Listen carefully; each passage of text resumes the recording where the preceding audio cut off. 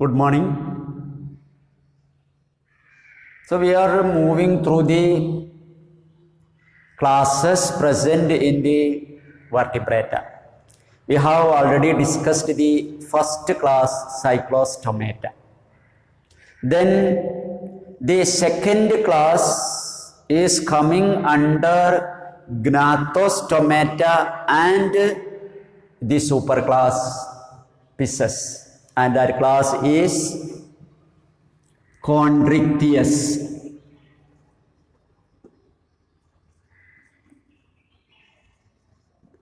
Chondrichthyes. They are commonly called cartilaginous fishes. Chondrichthyes or cartilaginous fishes. They have the following characters. A best example of Chondrichthyes is shark.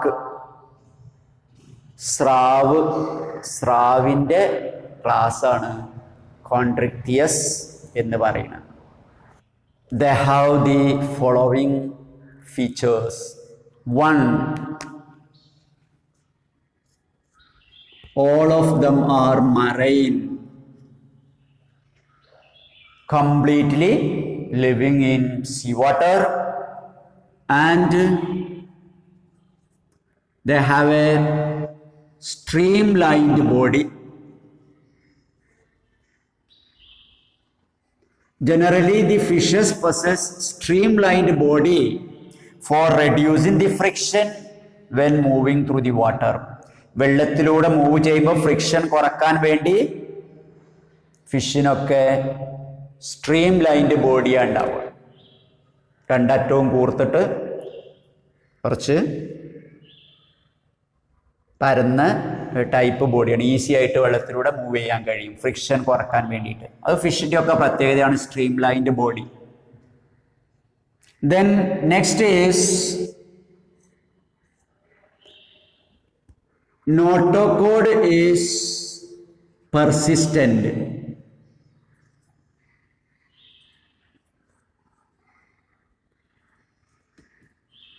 Notochord is persistent and is cartilaginous. Their endoskeleton is formed of cartilage, and so they got the name Chondrichthyes. Chondri means cartilage, ichthyes means fishes. So due to the presence of a cartilaginous endoskeleton, they got the name Chondrichthyes or cartilaginous fishes, and their notochord is persistent. This is an exception in vertebrate. സാധാരണ വെർട്ടിബ്രേറ്റ്സിൽ notochord replace ചെയ്തുകൊണ്ട് എന്തായി മാറും? Vertebral Kolayi മാറും അല്ലേ? അവർക്കാണ് vertebrate എന്ന് പറയുക. പക്ഷേ ഇവിടെ അവരുടെ നോട്ടോകോഡ് അതുപോലെ തന്നെ നിലനിൽക്കുകയാണ് ചെയ്യുക. So notochord is persistent and is made of cartilage. So their name Chondrichthyes. Then next is mouth is ventral.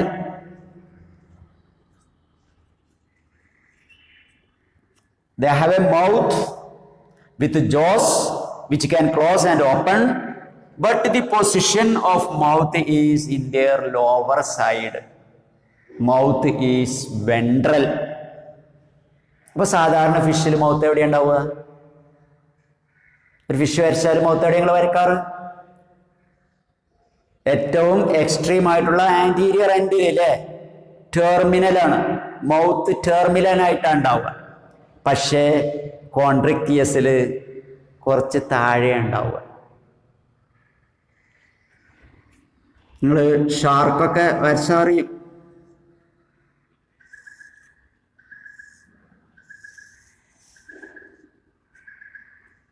Mouth ഇവിടെയാണ് ഉണ്ടാവുക. This is the ventral mouth, an important feature of Chondrichthyes by which we can distinguish the Chondrichthyes and Osteichthyes. എവിടെയാണ് മൗത്തിൻ്റെ position എന്ന് നോക്കി നമുക്ക് ഒരു fish കോൺട്രിക്റ്റിയസിൽ പെട്ടതാണോ അതല്ല ഓസ്റ്റിക്റ്റിയസിൽ പെട്ടതാണോ എന്ന് തിരിച്ചറിയാൻ പറ്റും. Then next is they have separate gill slits. Gill slits are separate and are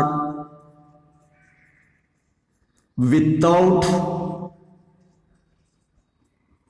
operculum. Without operculum.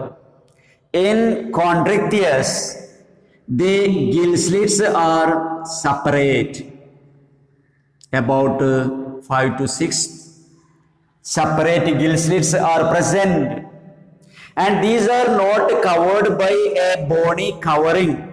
The bony covering of gill slits are called operculum.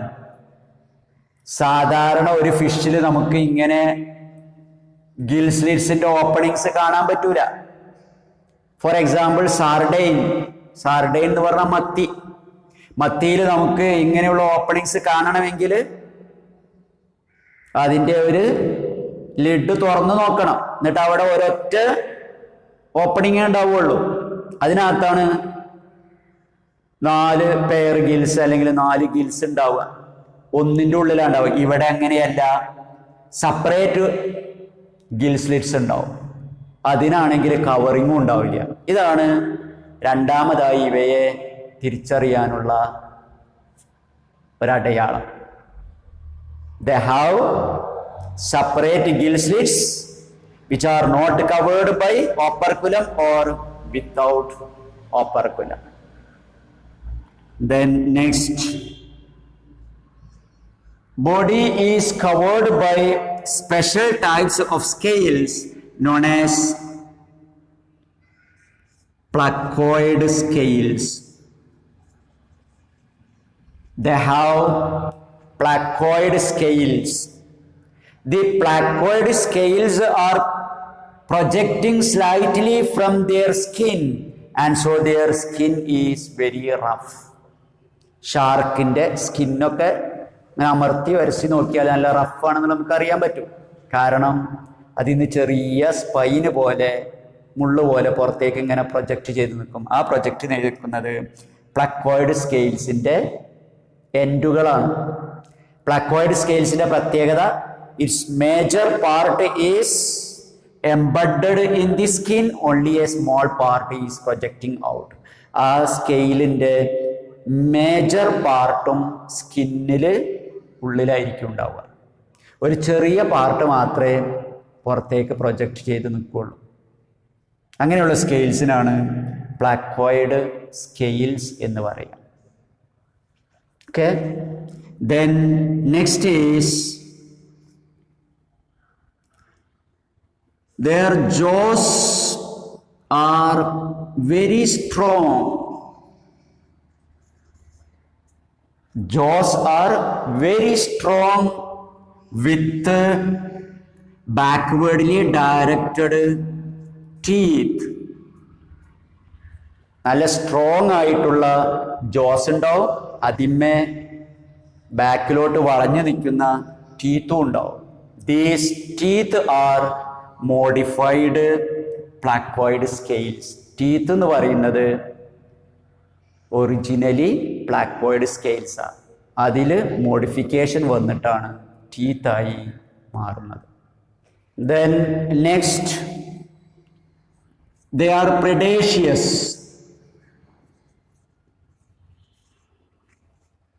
They are predaceous. They are feeding other fishes.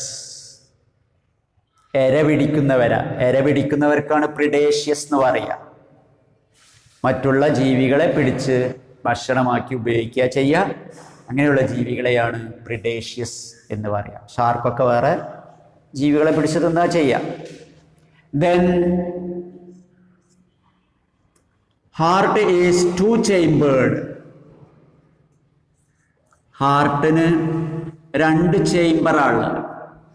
Heart is two chambered, one upper auricle or atrium and a lower ventricle. ഹാർട്ടിനാകെ രണ്ട് അറകളേ ഉള്ളൂ. മുകളിലത്തെ അറക്ക് atrium എന്ന് പറയും, താഴത്തെ അറക്ക് ventricle എന്ന് പറയും.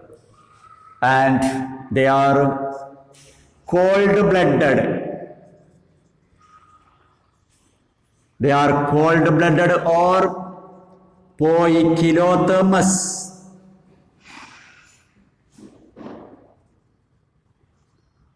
Remember this term, poikilothermous. They are cold-blooded. നിങ്ങൾ പഠിച്ചിട്ടുണ്ടല്ലേ, ശീത രക്തജീവികൾ. അവർക്കാണ് പോയിക്കുലോതേമസ് എന്ന് പറയാം, കോൾഡ് ബ്ലഡഡ് ആനിമൽസ് എന്ന് പറയാം. എന്താ കോൾഡ് ബ്ലഡഡ് ആനിമൽസ് എന്ന് പറഞ്ഞാൽ? അവരുടെ ബ്ലഡ് എപ്പോഴും തണുത്തിട്ടായിരിക്കുന്നു.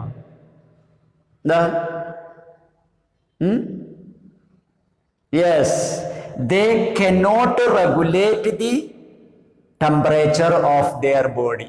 The temperature of their body or blood is changing to the temperature of the surrounding. Surrounding ടെമ്പറേച്ചറിനനുസരിച്ച് അവരുടെ ബോഡി ടെമ്പറേച്ചർ മാറിക്കൊണ്ടിരിക്കും. They have no constant body temperature like us. നമ്മൾ തണുത്ത പ്രദേശത്ത് പോയാലും ചൂടുള്ള പ്രദേശത്ത് പോയാലും രാത്രി ആയാലും നട്ടുച്ചക്കായാലും ഒക്കെ നമ്മുടെ ബോഡി ടെമ്പറേച്ചർ എപ്പോഴും സെയിം ആയിരിക്കും അല്ലേ? 37 ഡിഗ്രി സെന്റിഗ്രേഡ് ആയിരിക്കും. എന്നാൽ ഫിഷിൻ്റെത് അങ്ങനെയല്ല. തണുത്ത വെള്ളത്തിലേക്ക് പോകുമ്പം അവരുടെ ബോഡിയും തണുക്കും.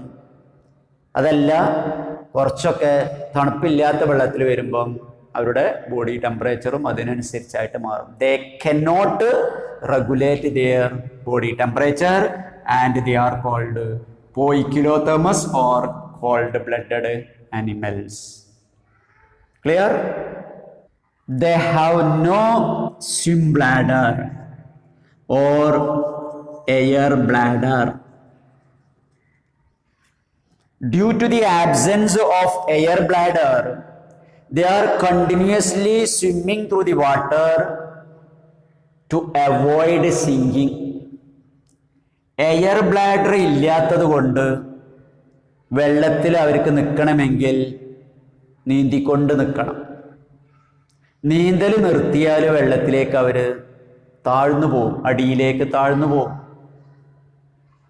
അടിയിലേക്ക് താഴ്ന്നു പോകാതെ ഫിഷുകൾക്ക് വെള്ളത്തിൻ്റെ മുകളിലോ അല്ലെങ്കിൽ വെള്ളത്തിലോ നിൽക്കാൻ കഴിയുന്നത് അവർക്കൊരു എയർ നിറക്കാനുള്ള ഒരു ബ്ലാഡർ ഉണ്ട്. അതിനാണ് എയർ ബ്ലാഡർ അല്ലെങ്കിൽ സ്വിം ബ്ലാഡർ എന്ന് പറയാം. അതുണ്ടെങ്കിൽ അവർക്ക് വെള്ളത്തിൻ്റെ മുകളിൽ ഇങ്ങനെ വന്ന് നിൽക്കാൻ പറ്റും, മൂവ് ചെയ്യാതെ ഇങ്ങനെ നിൽക്കാൻ പറ്റും. നിങ്ങൾ കുളത്തിലും കിണറ്റിലും ഒക്കെ കണ്ടുണ്ടാവും ചില ഫിഷുകൾ ഇങ്ങനെ നിൽക്കുന്നത്. എന്നാൽ കോൺട്രിക്റ്റിയസിന് അങ്ങനെ കഴിയില്ല. Due to the absence of air bladder they are continuously swimming. If they stop swimming, they will sink into the depth of water. So remember this, they have no air bladder or swim bladder. Then some of them possess electric organ which produce electricity to escape from their enemies. So as a defense mechanism, they can produce electricity from a special organ known as electric organ formed of special types of muscles, as in torpedo. Electric organ is present in torpedo. For example, on a torpedo. And some others possess poisonous sting. Poisonous sting, as in trigon. Trigon. എന്നാൽ ചില എണ്ണത്തിൽ ശത്രുക്കളിൽ നിന്ന് രക്ഷപ്പെടാൻ വേണ്ടിയുള്ളത് Poisson ബ്ലാഡറുള്ള ഒരു sting ഉണ്ടാവും. അത് ഉപയോഗിച്ച് കുത്തിക്കൊണ്ട് എനിമീസിനെ ആട്ടിവിടും. Thus, for defense in chondrichthyes, two types of organs are present. One is called electric organ as in torpedo, and second is poisonous sting as in trigon. Then next, fertilization is internal fertilization, and most of them are viviparous. Fish ആണ്, പക്ഷേ അധികവും viviparous ആണ്. Remember it. And males and females are separate. Males generally possess claspers. The pelvic fins of males are modified into spoon-like structures called claspers for transferring the sperms into the body of the female. Females in the body in the ഉള്ളിലേക്ക് sperms release ചെയ്യുന്നതിന് വേണ്ടി അവയുടെ pelvic fins spoon പോലെയുള്ള സ്ട്രക്ചറായിട്ട് മാറിയിട്ടുണ്ട്. അതിനാണ് claspers എന്ന് പറയുക. So these are the important features of കോൺട്രിക്റ്റിയസ്. അപ്പോൾ കോൺട്രിക്റ്റിയസിൻ്റെ പ്രത്യേകതകൾ എന്തൊക്കെയാ? എല്ലാം സീ വാട്ടറിലാണ്. അവയുടെ എൻഡോസ്കെലിട്ടൺ തരുണാസ്ഥി കൊണ്ടുണ്ടാക്കിയതാണ്. അവയുടെ മൗത്ത് താഴെ ഭാഗത്താണ് ഉണ്ടാവുക. അവയിൽ സ്കെയിലിൻ്റെ പേരെന്താ? പ്ലക്കോയിഡ് സ്കെയിൽസ് ആണ് ഉണ്ടാവുക. അവരുടെ ഗിൽ സ്ലിറ്റ്സുകൾ സെപ്പറേറ്റ് ആയിട്ടാണ് ഉണ്ടാവുക. അതിന് അടപ്പുണ്ടാവുകയില്ല. അവർക്ക് സ്വിംബ്ലാഡർ ഉണ്ടാവില്ല. അതുകൊണ്ട് കണ്ടിന്യൂസ് ആയിട്ട് നീന്തിക്കൊണ്ടിരിക്കും, ഇല്ലെങ്കിൽ താഴത്ത് പോയി നിൽക്കണം.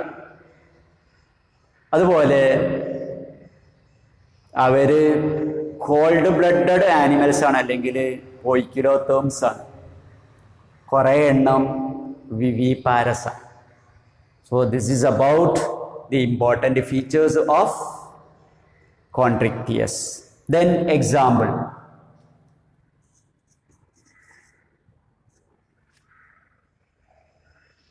First example is Scoliodon. Scoliodon sorokova. Scoliodon or dogfish. This is the common shark. Shark ആണ് Scoliodon എന്ന് പറയുന്നത്. And it is called dogfish because they possess very strong smell grasping capacity. നന്നായി സ്മെൽ പവറുള്ള ഫിഷാണ് സ്കോളിയോഡോൺ എന്ന് പറയുന്നത്. Then second example is Pristis. Pristis or sawfish. ഇത് കോൺട്രിക്റ്റിയസിലെ രണ്ടാമത്തെ ഒരു വിഭാഗമാണ്. സ്കെയ്റ്റ്സ് എന്ന് അവരെ പറയുക.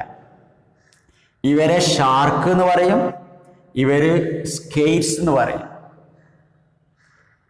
ഇവരുടെ പ്രത്യേകത, in their anterior end there is a saw like structure. So എന്ന് പറഞ്ഞാൽ എന്താ? SW, സോമിൽ, ഈർച്ചമില്ല്. അപ്പൊ ഈർച്ചവാള് പോലുള്ള ഒരു സ്ട്രക്ചർ അവയുടെ ഹെഡിന്റെ അറ്റത്തുണ്ടാവും. അതുകൊണ്ടാണ് അവയെ സോഫിഷ് എന്ന് പറയുന്നത്. കണ്ടില്ലേ, നമ്മുടെ മാർക്കറ്റിലൊക്കെ വരാറുണ്ട്. എഡിബിളാണ്, നമ്മൾ ഭക്ഷണമായിട്ട് ഉപയോഗിക്കാറുണ്ട്. Then third example is carcharodon. Carcharodon or great white shark. നിങ്ങളൊക്കെ കണ്ടുണ്ടാവും അല്ലേ? വലിയ ഷാർക്ക്, വെളുത്ത കളറുള്ള വലിയ ഷാർക്ക്, അവർക്കാണ് കാർക്കറഡോൺ എന്ന് പറയാം. അതിനെ നമ്മളിങ്ങനെ ഒബ്സർവ് ചെയ്യുകയാണെങ്കിൽ, ജിയോഗ്രഫിക് ചാനലിലൊക്കെ ഒബ്സർവ് ചെയ്യുമ്പോൾ അതിൻ്റെ മുകളിൽ നമുക്ക് സൈക്ലോസ്റ്റോം പറ്റി പിടിച്ച് ഇങ്ങനെ നിൽക്കുന്നത് കാണാൻ പറ്റും. അവ ഇങ്ങനെ മൂവ് ചെയ്യുമ്പോൾ ഈ സൈക്ലോസ്റ്റോംസിൻ്റെ ലാസ്റ്റ് പാർട്ടും ഇങ്ങനെ വെള്ളത്തിൽ വേവ്സ് ആയിട്ട് ഇങ്ങനെ മൂവ് ചെയ്യണത് കാണാൻ പറ്റും. എന്നിട്ട് നമ്മളിങ്ങനെ ഒബ്സർവ് ചെയ്യുകയാണെങ്കിൽ അവ ചിലപ്പോൾ അതിമന്ന് ഡിറ്റാച്ച് ചെയ്ത് പോകും. അങ്ങനെ ഡിറ്റാച്ച് ചെയ്യണോടത്ത് ഷാർക്കിൻ്റെ ബോഡിയിൽ നിന്ന് ബ്ലഡ് ഇങ്ങനെ വരുന്നതും കാണാൻ പറ്റും. So this is the third example, Carcharodon or great white shark. And another example is Trigon or stingray. മൂന്നാമത്തെ ഒരു വിഭാഗമാണ് റേസ് എന്ന് പറയുന്നത്. RAYS. റേസ് എന്ന് പറഞ്ഞാൽ ആരാ? ഫിസിക്സിലെ റേ അല്ല, എന്താണ്? തിരണ്ടികൾ. റേസ്, തിരണ്ടികൾ. അതിലൊരു എക്സാമ്പിളാണ് ട്രൈഗൺ. അതിന് കുത്താനുള്ള പോയിസൺ അടങ്ങിയ, കുത്താനുള്ള ചെറിയ മുള്ളുണ്ട്, അതുകൊണ്ടാണ് അതിനെ സ്റ്റിംഗ് റേ എന്ന് പറയുക. So these are the 4 examples: Heliodon or dogfish, then Carcharodon or great white shark. These are coming under the group shark. Third example is Pristis or sawfish. It is coming under a second group called skates. ഇവ സാധാരണ കടലിൻ്റെ അടിഭാഗങ്ങളിലാണ് ഉണ്ടാവാറ്. Then fourth is Trigon or stingray, and these are the third group called rays or തിരണ്ടികൾ. അപ്പോൾ സ്രാവുകൾ, സ്കെയ്റ്റ്സ്, തിരണ്ടികൾ അടങ്ങിയ ക്ലാസ്സിനാണ് കോൺട്രിക്തിയസ് എന്ന് പറയും. അപ്പോൾ കോൺട്രിക്തിയസ് എന്ന് കേട്ടാൽ ഓർമ്മ വരേണ്ടതാണ് ഷാർക്ക്. ഷാർക്കിനെ ഇങ്ങനെ ഒബ്സർവ് ചെയ്താൽ നമുക്ക് ഈ പറഞ്ഞ കുറേ ക്യാരക്ടേഴ്സ് കിട്ടും. Okay, thank you.